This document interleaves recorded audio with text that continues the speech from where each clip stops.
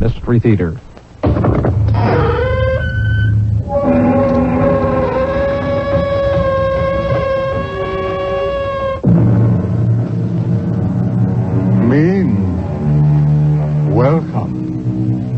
Welcome to the Mystery Theater. I'm Himan Brown. There are people who seem to bestow happiness and good fortune upon all whom they encounter. Their very presence is an enchanted thing. However, just as there are those who bring the sunshine, there are also those who bring the rain, and not just the occasional refreshing sprinkle or the useful, beneficial shower, but a cloudburst. Is there really, truly such a thing as a jinx? Is our fate cast forever at the moment of conception? They die because I fall in love with them. Yes, it's that simple. But you haven't told me how it works, Lieutenant. Well, I don't know how it works. It's nothing that can be proved, but whenever you fall in love with a man, it seems he dies. And I kill them? Well, they die. It's a matter of statistics. 4 men have been engaged to you. All 4 died of various causes. But there's one constant. You were in love with each of them. Really? Yes, Miss Butler. Just because you fell in love with them, they're dead. Well, then, Lieutenant, be very careful. I just might fall in love with you.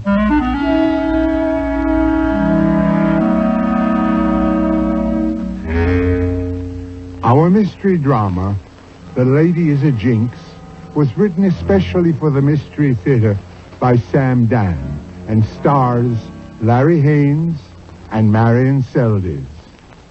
I'll be back shortly with Act 1.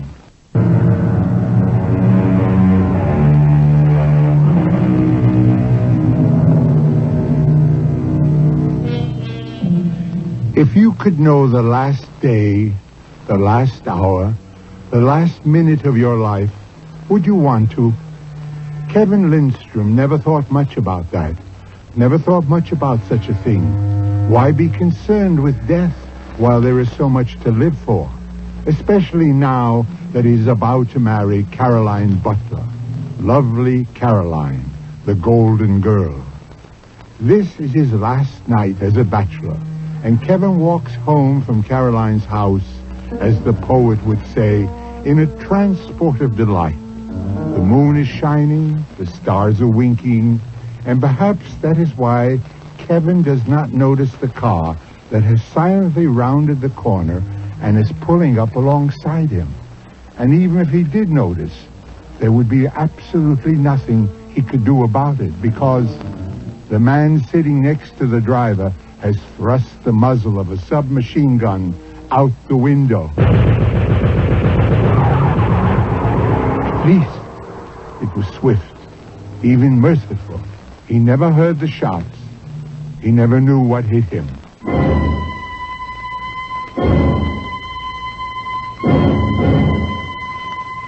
Are you Lieutenant Pirelli? They said you were in charge of the investigation. Can I help you? I thought I might be able to help you. Oh, well, if you have any information that could lead to the apprehension of the killer or killers of Mr. Kevin Lindstrom, we'd appreciate it. My name is Martha Lindstrom. I'm Kevin's sister. Oh. Well, Miss Lindstrom, your brother was killed by accident. I'm not so sure of that. Miss Lindstrom, he bore a remarkable resemblance to a hoodlum named Jack Mace. It was uncanny. Certain people were out to get Jack Mace. I don't think it happened that way, Lieutenant. Miss Lindstrom, this was supposed to be a gangster execution. It went wrong. I wish I could believe that. Your brother wasn't a member of the underworld. You must admit that. Yes. Nor would the underworld have any reason for killing him, as far as we know. Lieutenant And Pirelli... furthermore, this Jack Mace is known to have lived in the neighborhood. So the executioner was sent to dispatch him. And in the darkness, your brother looked enough like Jack. Everything you're telling me has already been printed by the newspapers. Well, it's a matter of time, but we'll find out who's responsible for your brother's death. But I know who's responsible. Surely, Miss Lindstrom, you're not an expert in the machinations of the local underworld. I have a problem, Lieutenant. Oh, and what's that? My problem isn't a what, it's a who. You are my problem, Lieutenant. You, as a representative of authority, are my problem. You're nice, you're polite, but you can't wait to get rid of me. You believe I'm wasting your time. Well, you said you know who's responsible for your brother's death. Yes. But how can I get you to believe what I'm about to tell you? All right, why not tell me and see how it works out? Very well. The killer of my brother, Kevin Lindstrom, is his fiancée, Carolyn Butler. Yes? That's my statement. Oh.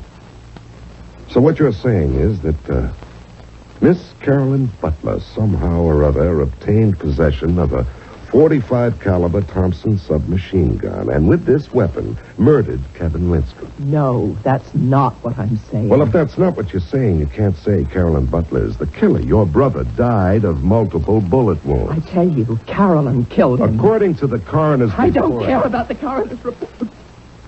Of course, ma'am. Of course. Now, let's just... Good Lord. You think I'm crazy. Well, everyone's entitled to his or her own opinion, but an opinion's always worth more if it's based on the fact. Fact? Yes, that's a sacred word. Yet, what's a fact? Now, stay with me, Lieutenant. A fact is merely an assumption that is legitimized by custom or convenience or the will of the majority. Now, I shall give you a fact. Carolyn Butler has been engaged 4 times. Not one engagement has ever been consummated by marriage. Each engagement has been terminated by the abrupt and violent death of her prospective bridegroom. Now, what do you say to that? Well, I would say it's a coincidence. Now, Miss Lindstrom... I know you're eager to get rid of me, and I'm going.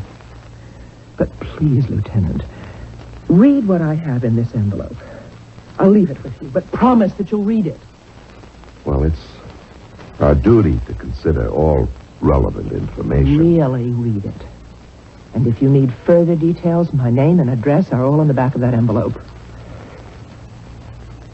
Oh. Dr. Martha Lindstrom, I didn't know I'm you a were... PhD. I teach economics at State U. Oh. Well, Now you don't know what to say. You don't know what to make of it. You were prepared to write me off as a nut, but a doctor, a college professor, a teacher of a sober science like economics. Facts, figures, statistics. yeah. Doctor, I'll be in touch.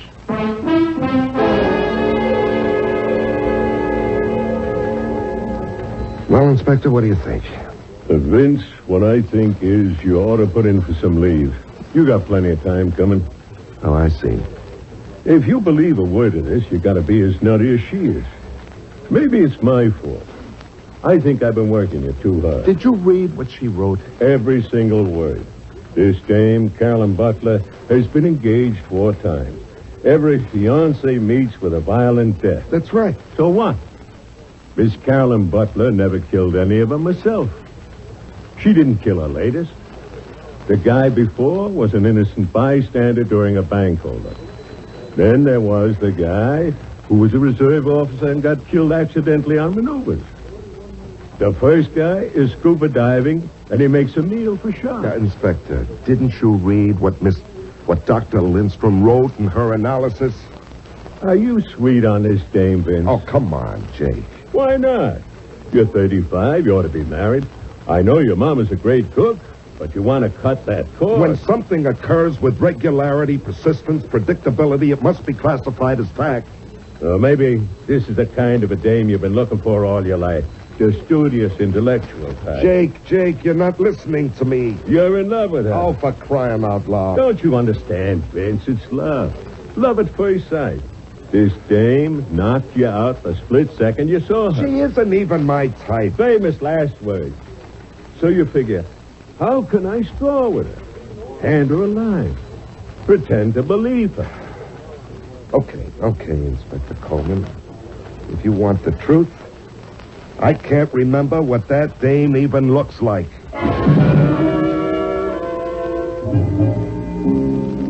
Which happened to be true. Well, a couple of weeks later, we bagged the machine gunner, and that was the end of the Kevin Lindstrom murder case. And after a while, I forgot all about it. Until...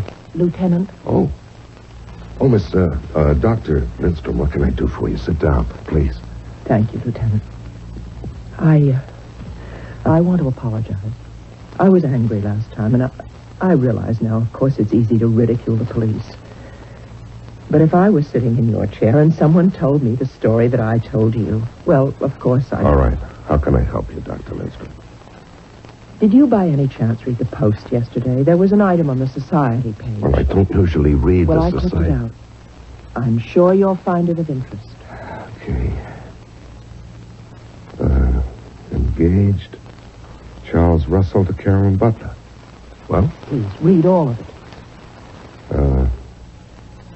Mrs. William Stephen Butler announces the engagement of her daughter, Carolyn Joy, to Mr. Charles Morton Russell, noted actor, son of Mr. and Mrs. Stanley K. Russell. The couple plan to marry Sunday, June 8th at St. Bartholomew's Church. Yes, now that's exactly 8 weeks from yesterday. So, Dr. Lindstrom? I'm asking you, Lieutenant Pirelli, can we permit this young man to die? I don't think I understand. I've already told you what happens to the men who are engaged to this woman. Just before the wedding, they die. Suddenly, violently. We've been through this before, Dr. Can you Lindstrom. take the chance? All right, what do you propose we do? I propose that the police alert this young man. See if reason cannot prevail on him to break this engagement. Dr. Lindstrom, the police do not have, nor do they want, the right to tell people they can't get married. Now, Dr. Lindstrom, I'm trying to be sympathetic to your problem. But it's not my problem. It's your problem, Lieutenant.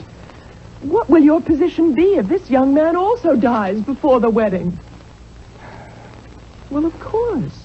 You have no answer. See, you're accustomed to handling regular, predictable problems. And when something of a completely alien aspect emerges, you're helpless. Now, look, I appreciate how you feel. I wish there was something I could do for you. But I want to do something for you. We're moving more and more into a psychic age. Just bear me out. Now, till now, the police have operated on a superficial level. External evidence. The power to kill with a gun or a knife, a weapon. But now, there are people who can kill through the force of the mind. Dr. Lindstrom, I know, you're very busy, I know. But she has it. Carolyn Butler has it. She may not be aware of it, but it emanates from her. And it expresses itself through a predatory shark or an imperfect missile, a hoodlum in a bank, a button man. That's the right term, I hope. Dr. Lindstrom, I don't want to be impolite. Be impolite. Be anything you want. Be open-minded. You're asking me to do something, and I don't have the authority. Well, who does? Who would have the authority to assign round-the-clock guards to this Charles Russell? The inspector. Lieutenant, admit there's something, no matter how far-fetched, to what I propose. Well... You know there is. So it's your duty to try to convince your superior. Dr. Lindstrom, what you're asking is highly... I know. But suppose you do nothing. And this man dies. The way all the others did. All right. All I can do is ask.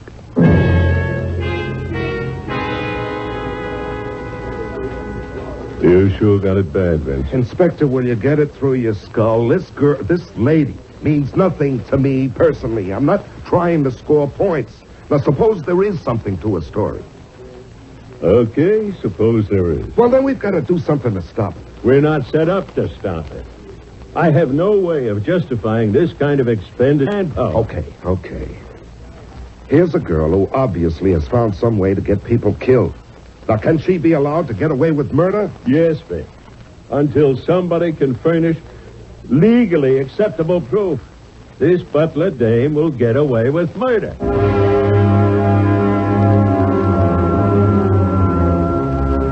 Well, does she or doesn't she?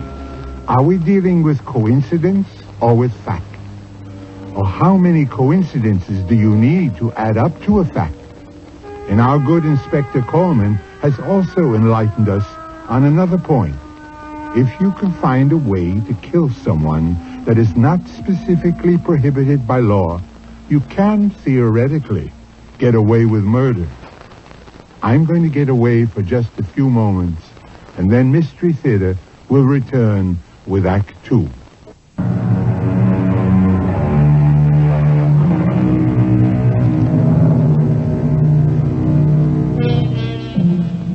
It is the stated function of the police to prevent crime.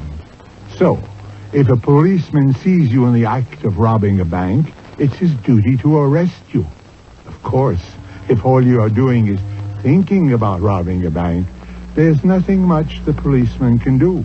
And if, through some sort of mystical mental telepathy, you can convince somebody else to rob a bank, or even to commit murder, well, not only are the police helpless to act against you, they won't even believe you could do it.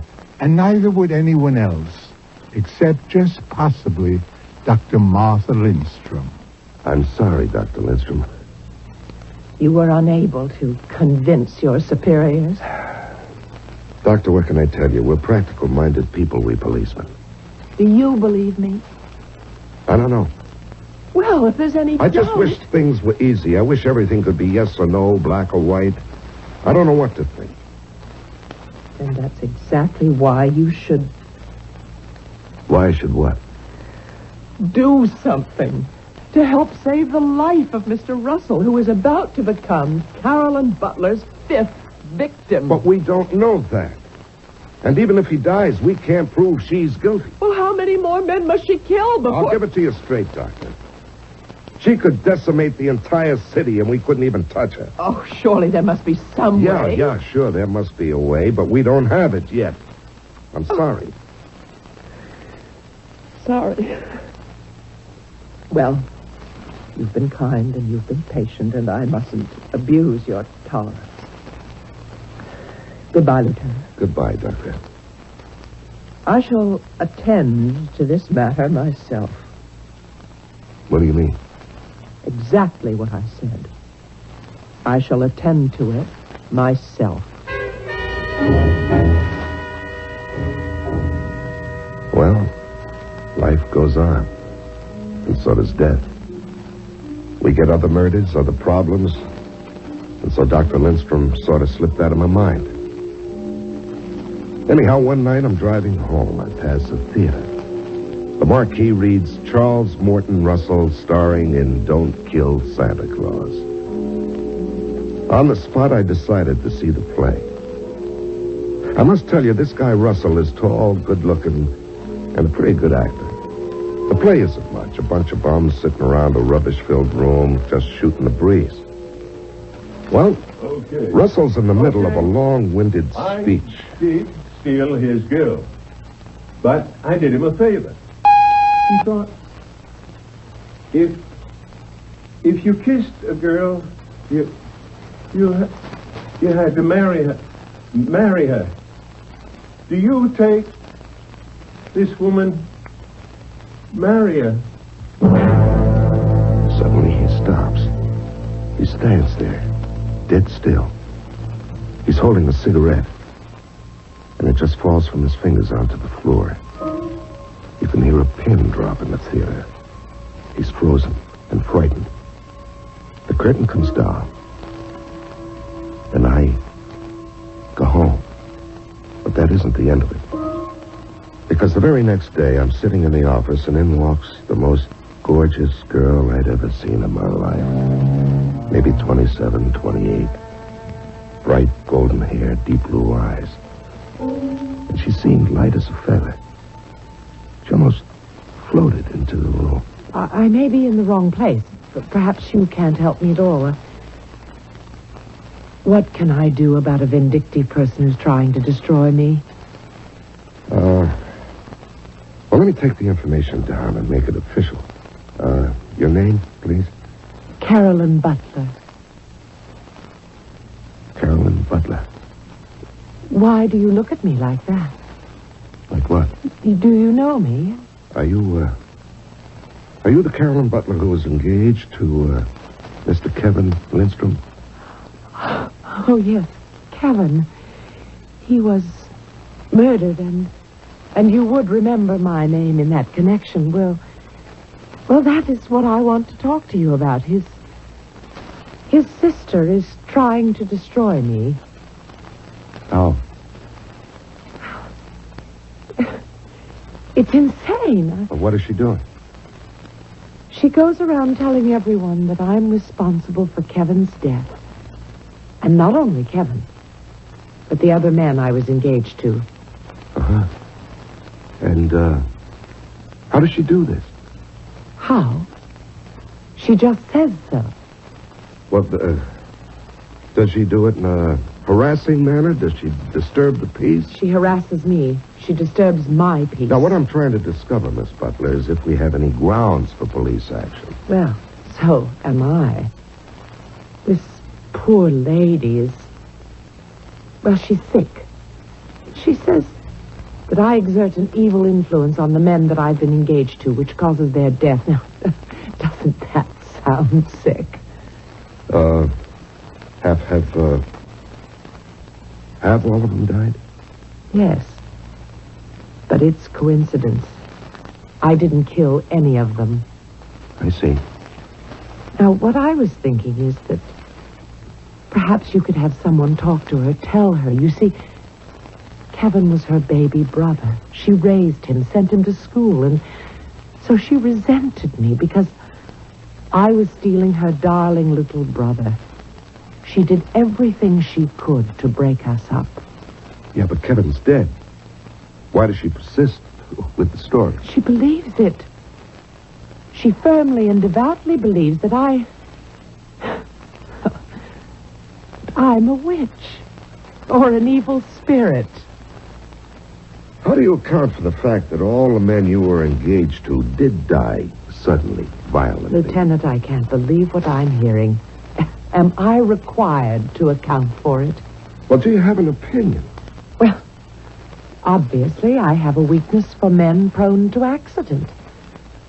But when I think of it, it's more than that. Each of them seemed to have a death wish. What do you mean? You're a police officer. You see it. There are those people who go around actively looking for danger. Now, the first man that I loved was a scuba diver. He would swim in dangerous waters deliberately, it seemed. How long could he gamble with death? Well, My second, an army officer, died on maneuvers. He was testing a piece of equipment of doubtful safety. He disobeyed orders, but he wanted to be a hero. Uh-huh. And the third? He was killed during a bank holdup. Well, that wasn't his fault. Oh, yes. He asked for it. The robbers ordered everyone in the place to put up their hands and stand against the wall. Well, he tried to hit one of the bandits and disarm him. Which brings us to Kevin Lindstrom. Now, surely what? Kevin was also looking for death. That neighborhood simply isn't safe, and nobody knows it better than the police. You mean they have a gangland execution there every night? Oh, you know what kind of a neighborhood it is. Certainly not a place for a late-night stroll. Sane, sensible people who live there don't go walking at that hour. My point is, he shouldn't have been out on the street at all. He should have taken a cab. Martha Lindstrom simply cannot accept the facts of life. Well, I can't promise anything, Miss Butler, but we'll talk with her. It's very upsetting to Charles. Why? Charles is a very imaginative person. She has been on the phone to him and written him letters, and, well, all this interferes with his concentration. It's affecting his performances. Well, I'll try to talk to to Dr. Lindstrom. Would you? I would be so grateful.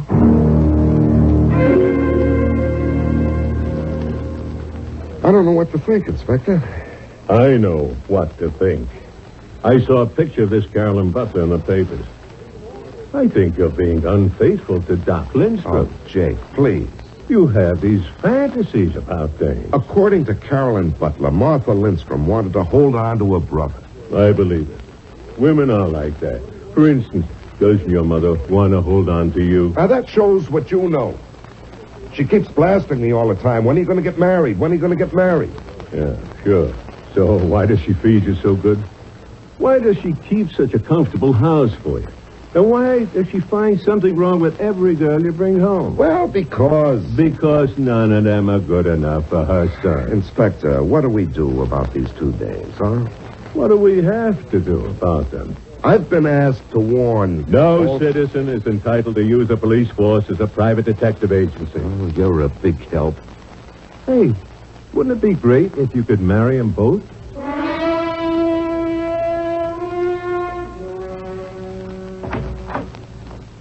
Oh, Lieutenant Pirelli. May I come in, Dr. Lindstrom? Yes, of course. Please, have a seat. Thank you. I'll come to the point. Miss Butler was in to see me. Yes? What you're doing might be construed as harassment. That is, if she wants to take you to court. I am merely stating an opinion. I'm not being noisy or obnoxious. Well, all of this could be a matter for a judge to decide. The wedding is the day after tomorrow. If Charles Russell dies before then, well, it will prove I haven't been noisy enough. If he survives into the marriage, which I doubt, then I will forever hold my peace. Oh, then my duty is clear. I must go to Charles Russell. I must do anything, everything, to get him to break his engagement to her. But you can't. Can you stop me? I have to save his life before it's too late. He's half dead now. What do you mean, half dead? The signs are there. The signs that I saw in my own brother, but I couldn't interpret them. At the time, I didn't know what they meant, but they're the signs of death. What do those signs look like? Charles Russell is performing tonight. Come to the theater with me. I'll show you.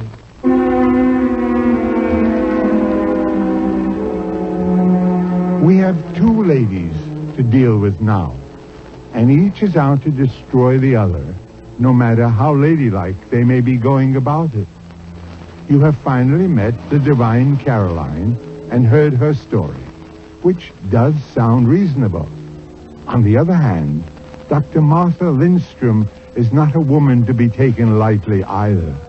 So, in just a few moments, we shall find out when Mystery Theater returns with Act 3.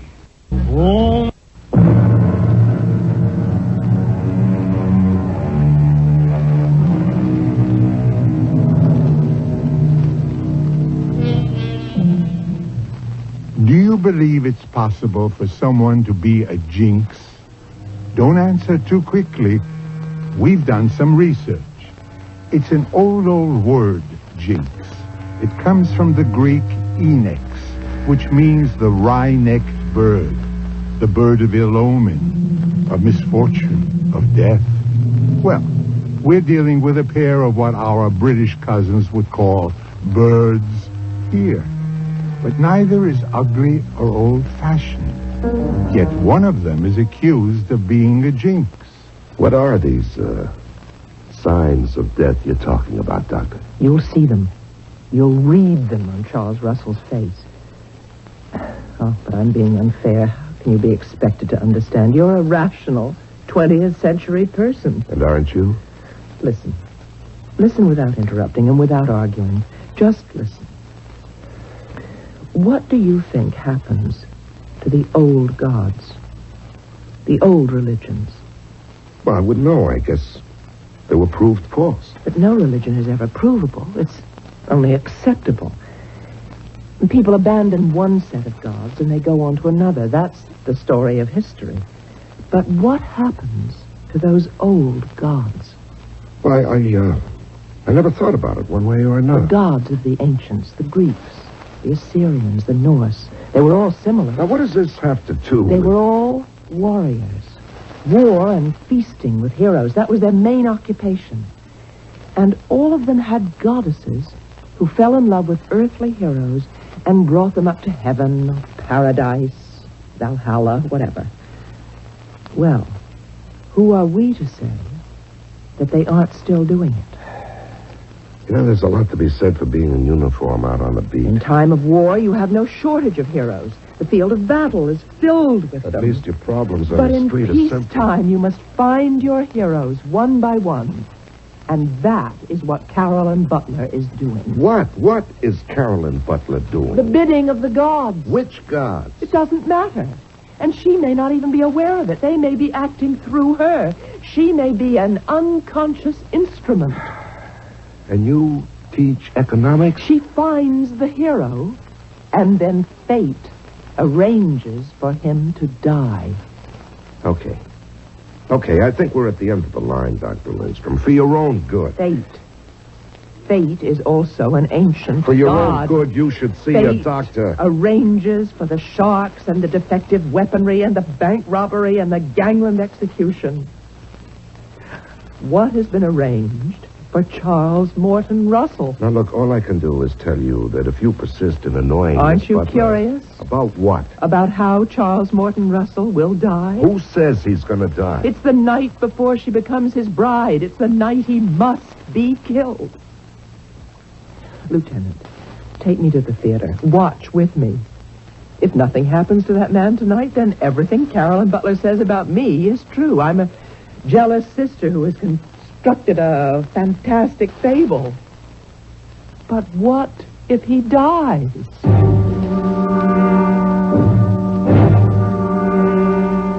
Well, we went to the theater, and we sat there, and we watched. And to tell you the truth, I don't believe you. Well, what are the signs you've been talking about? But can't you see it?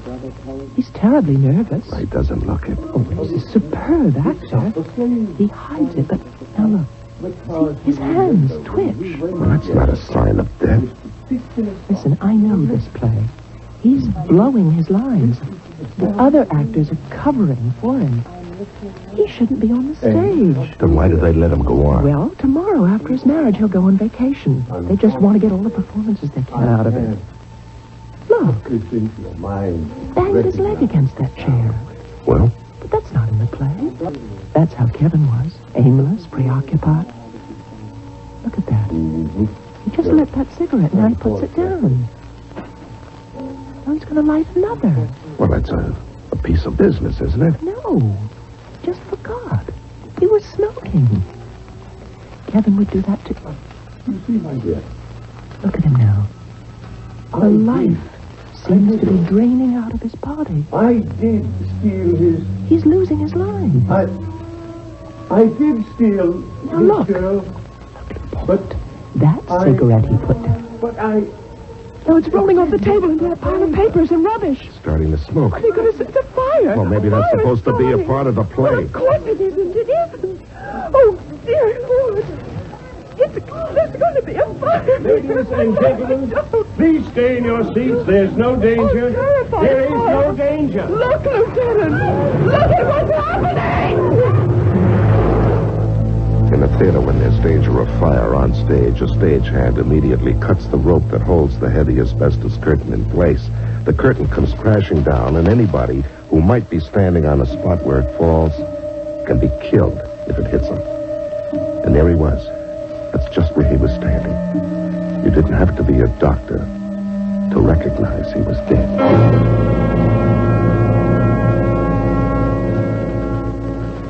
Well, Vince, it could be your girlfriend, Dr. Lindstrom, was right. Inspector, she's not my girl. Quit fighting her. I believe her. You believe her? Yeah. After a while, you have to see the light. Carolyn Butler's doing something to these guys. What or how, I don't know. But they died. They all die the night before they get married. Okay.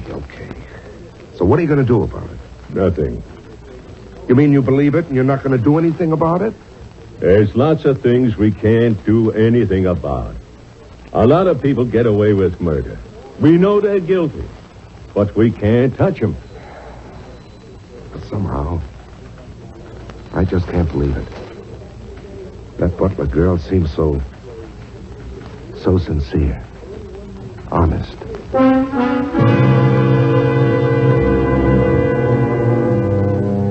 I don't know what I was thinking of, but it was something I never felt before. And I couldn't even explain it. It got hold of me, and somehow or other, here I was, ringing a doorbell. Oh, it's Lieutenant Pirelli. See, I remembered your name. Yeah, may I come in, Miss Butler? Miss Butler. I may very well remain Miss Butler for the rest of my life. Yes, please come in. Thank you. I really think I have set a record for engagements. Do they keep such records, I wonder? Won't you sit down? Drink? No, thank you. Oh, I'm sorry. I should have realized you're on duty. Well, to tell the absolute truth... The absolute truth. I like that. I'm not really on duty. Oh? Yeah, I just dropped by to see how you're doing. Oh, that's very kind of you. Yeah, and, I was wondering if you had any plans for dinner. It so happens I do. Oh. Well, maybe some other time. But I intend to change them. I would much rather have dinner with you. Oh? I have this weakness, I told you, for strong men, exciting men. Oh, I'm not really an exciting person. And modest men. To you, I suppose danger and excitement are the everyday, ordinary commonplaces of your job. Yes, I suppose that's true.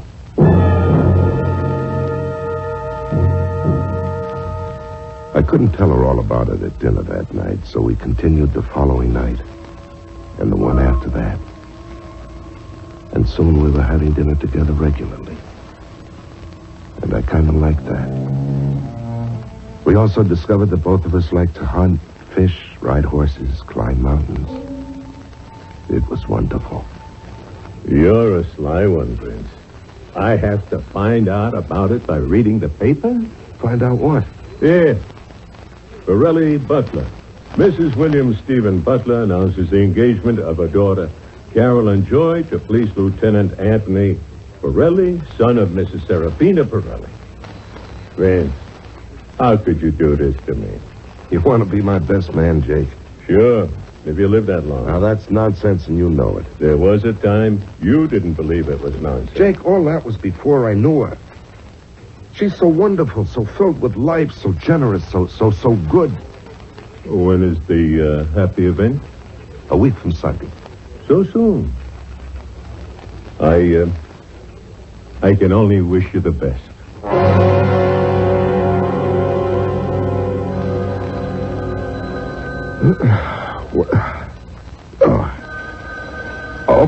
Okay, I'm up. Hello. Vince, do you know what time it is? What? What's the matter, Jake? Vince, it's 10 o'clock. You were due here at 8. 10 o'clock? It can't be 10 o'clock. Vince, we gotta go see the commissioner. You get dressed and get down here.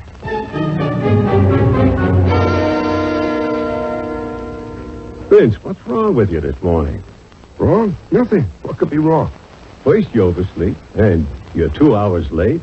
That never happened before. And just now with the commissioner. You're in line to make captain of detectives.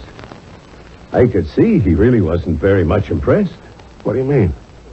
He asked you about some ideas for increased efficiency. And you just sat there. Yeah. Oh, funny thing, Jake. I don't know what happened to me, but my mind seemed to go blank. I think you better see a doctor. Why? You've been acting strange all week. Absent-minded, forgetful. Now, look. Tomorrow's Sunday, your wedding day. Now, why don't you go on leave right now? Go home. You're nervous. I'll see you tomorrow at the church. No. That isn't right. You're short-handed. I'll tell you what I'll do. I got to put in my shift on the stakeout. I can spare a lieutenant for that. Yeah, but Smitty's been on for 24 hours. Let me send him home. I'll stay till midnight. Well, okay. He would really appreciate it.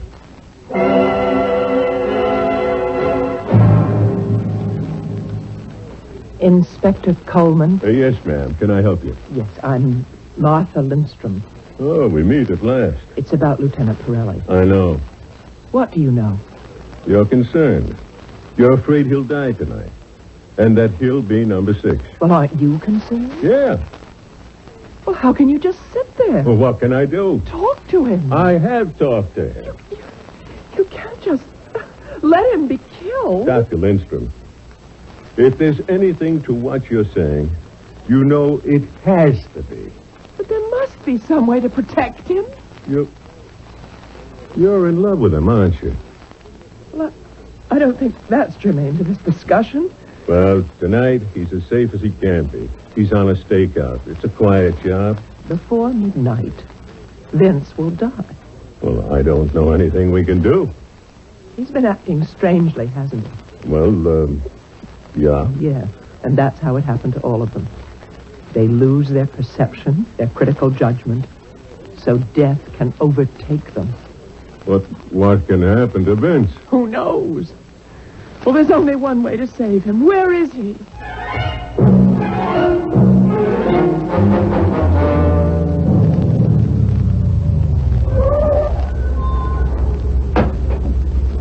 He's parked over there, across the street.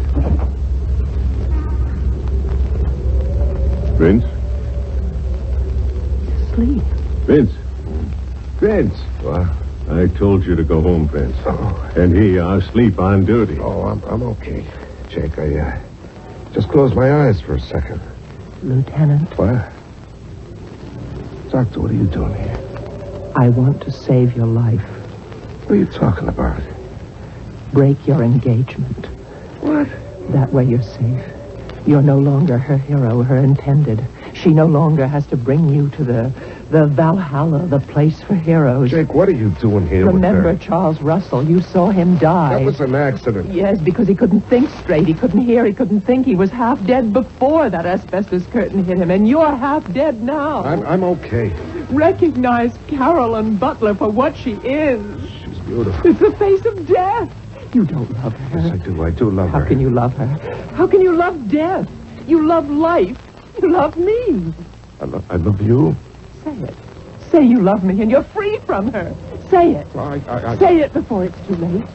Say you love me. Hey, that guy driving the truck, he's acting crazy. Say you love me. Hey, he's going to hit the car, Vince. Say Get it. out. Say you love me. I love you. Say you love me. I love you.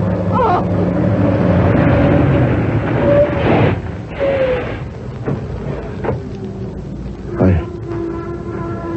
I love you, Dr. Lindstrom.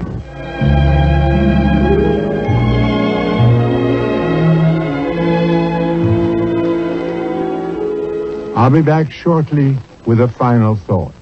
Bring...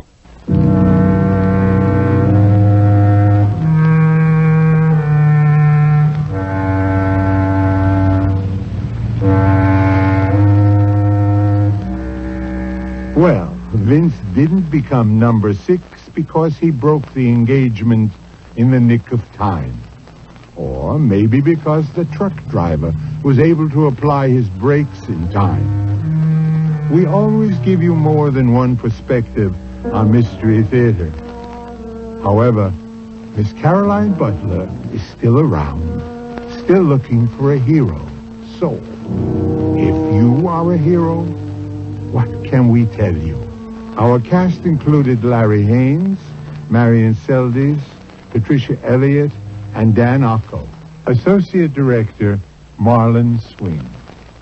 This is Himan Brown, Producer-Director, inviting you to return to our Mystery Theater for another adventure in the macabre.